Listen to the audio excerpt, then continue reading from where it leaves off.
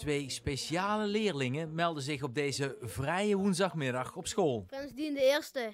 Dus heb konings van de Raad van Elf. Ze zijn er voor deze minister die zoveel kritiek kreeg uit het zuiden voor het besluit om de nieuwe CITO-test, de doorstroomtoets, in de carnavalstijd te plannen. De Raad van Elf is ook heel leuk, maar het jammer is wel dat de carnaval ook weer dezelfde week dan de eindtoets van groep 8 is. Mag ik je hier? Krijgt Marielle Paul een medaille dadelijk van prins Dien de Eerste? Ik heb geen medaille op zak. Oei. We zijn op school en met uw permissie hoort daar dan ook een beetje een overhoring bij. Maar natuurlijk het eerste vraagje, wat is er over 3 dagen? Over 3 dagen, dat is de 11e van de 11e en dan barst het carnavalseizoen los.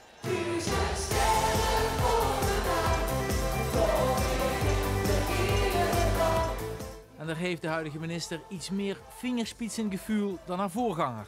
Het is zo dat die toets volgens de wet afgenomen moet worden in die eerste 2 weken van februari. Marielle Paul wilde persoonlijk horen waar het pijnpunt zat met die carnavalstoets.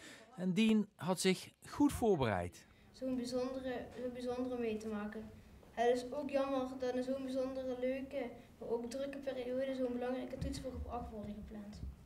Nou, wat ik heb gedaan is die periode waarin de doorstroomtoets afgenomen kan worden, die is iets opgerekt met een week. Ik hoop dat het ze kan verplaatsen. Ja, nee, ik ga aan de slag met een aanpassing van de wet, zodat die verruimde periode ook in de wet wordt vastgelegd. Fijn. Nu kan ze misschien er ook wat mee om misschien de toets een andere week te plannen. En er was nog het probleem van de vergeten prinsenmedaille. Maar helemaal in de sfeer van de bijeenkomst werd ook dat probleem vanmiddag opgelost. Oh, wat goed! Dank jullie wel. Heel erg bedankt. Dankjewel, Seb. Dankjewel, Dien.